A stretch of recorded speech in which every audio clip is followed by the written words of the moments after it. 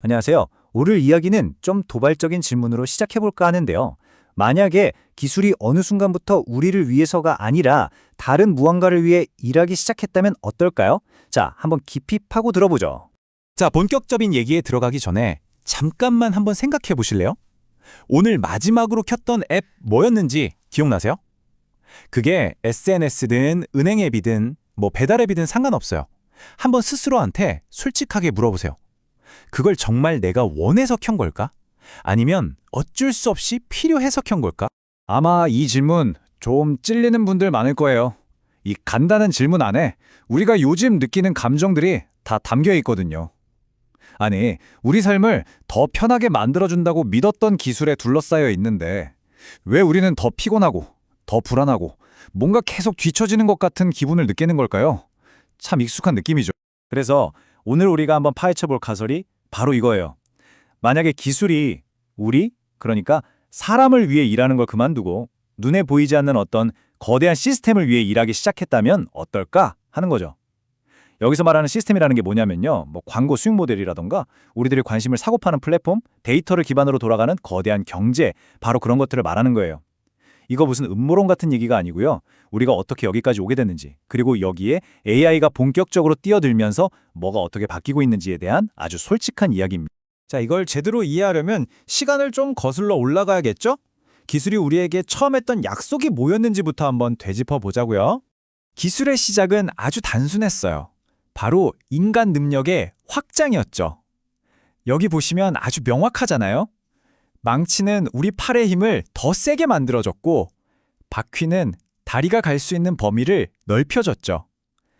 디지털 시대에도 이 약속은 그대로 이어졌습니다.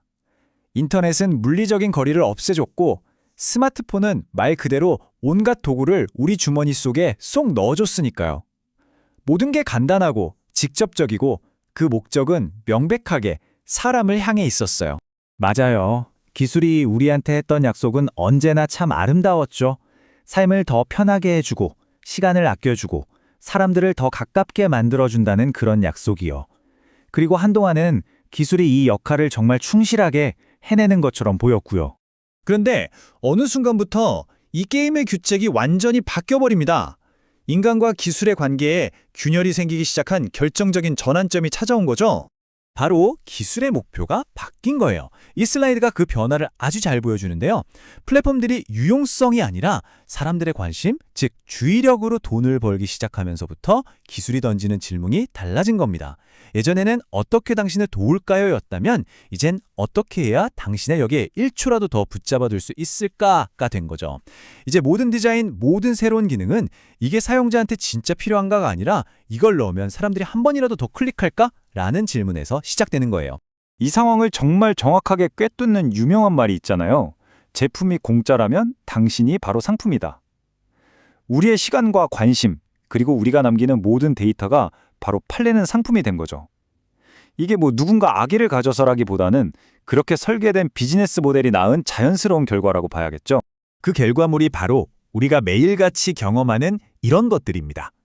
우리 시선을 어떻게든 붙잡으려고 설계된 끊임없는 알림, 내려도 끝이 없는 피드, 저절로 재생되는 영상들, 그리고 혹시 나만 중요한 소식 놓치는 거 아닐까 하는 그 묘한 불안감까지도. 그리고 바로 이 지점에서 우리는 깨닫게 되는 거죠. 내가 기술을 사용하는 게 아니라 어쩌면 기술에게 이용당하고 있는 건 아닐까 하고요. 근데요, 이건 시작에 불과했습니다. 인공지능, 즉 AI가 이 무대에 등장하면서부터 이 게임의 판은 이전과는 비교도 안 될 정도로 복잡해지기 시작하거든요. 이 비유가 정말 기가 막힌데요. 과거의 알고리즘이 그냥 좀 집요한 판매원 같았다면 AI는 당신 자신보다 당신을 더 잘 아는 누군가와 같아요. 생각해보세요. 집요한 판매원은 기껏해야 몇 가지 판매 기술을 돌려 쓰지만 AI는 수십억 명의 데이터를 바탕으로 바로 지금 당신에게만 통하는 가장 효과적인 설득 방법을 실시간으로 찾아내는 거죠. 이건 완전히 다른 차원의 이야기입니다. AI는요, 우리 인간 혼자서는 절대 파악할 수 없는 아주 미세한 패턴들을 찾아내요. 예를 들면 당신이 하루 중 언제 가장 피곤해하는지, 어떤 종류의 컨텐츠를 볼 때 외로움을 느끼는지, 그리고 언제 지루해서 그냥 생각 없이 화면을 넘기거나 뭔가를 살 가능성이 가장 높은지를 AI는 정확히 알고 있다는 거죠. 그리고 이 막강한 지능은 아주 명확한 목표를 향해서만 작동합니다. 바로 사용자의 참여를 극대화하고 서비스를 떠나지 못하게 마찰을 줄이고 수익을 늘리고 궁극적으로는 우리를 예측 가능한 존재로 만드는 것. 바로 이 네 가지 목표를 위해서요. 여기서 진짜 중요한 점은 이게 무슨 추측이나 이론이 아니라는 거예요. 이건 철저하게 계산된 엔지니어링의 결과물이라는 거죠. AI 자체가 나쁜 놈은 아니지만 문제는 이미 사람들의 이익과는 상관없이 돌아가던 주의력 경제라는 환경 속에서 태어나고 학습했다는 겁니다. 그리고 이 이야기는 이제 우리 실생활의 문제로 바로 연결됩니다. 이런 자동화된 시스템이 우리의 신용대출을 심사하고 우리가 볼 정보를 필터링하고 우리에게 올지도 모를 기회를 막아버리기 시작할 때 이 질문은 기술 문제를 넘어서서 윤리의 영역으로 들어가는 거죠. 우리가 보지도 이해하지도 통제하지도 못하는 시스템에 의해서 우리 삶의 중요한 결정들이 내려지고 있는 겁니다. 하지만 이제 반전을 이야기할 시간입니다. 이 이야기가 절망으로 끝나지는 않거든요. 우리에게는 이 흐름을 바꿀 힘이 분명히 있습니다. 놀랍게도요. 지금 시스템을 위해 일하는 것처럼 보이는 바로 그 AI 기술이 우리 사람들에게 통제권을 되돌려주는 데 쓰일 수도 있다는 겁니다. 여기 보시는 것처럼 우리 앞에는 두 가지 길이 놓여 있어요. 이건 무슨 먼 미래의 얘기가 아니고요. 바로 지금 개발자들의 책상 위에서 기업들의 회의실에서 어느 길로 갈지가 결정되고 있는 현실이죠. 기술 자체는 중립적이지만 그 기술에 어떤 목표를 주느냐에 따라서 우리의 미래는 완전히 달라질 수 있다는 겁니다. 사람을 위해 일하는 AI는 지금과는 정반대의 일을 할 수 있어요. 복잡한 정보를 알기 쉽게 요약해주고 쓸데없는 광고나 소음을 싹 걸러내고 우리의 소중한 주의력을 지켜주고 심지어 우리가 어떤 정보에 조작당하고 있을 때 경고까지 보내줄 수 있는 거죠. 한마디로 우리 시간을 빼앗는 대신 돌려주는 겁니다. 그렇다면 이 거대한 변화는 대체 어디서부터 시작될 수 있을까요? 바로 의식입니다. 지금 이 화면 뒤에서 무슨 일이 벌어지고 있는지 이해하고 질문을 던지고 모든 걸 그냥 당연하게 받아들이는 걸 멈추는 것.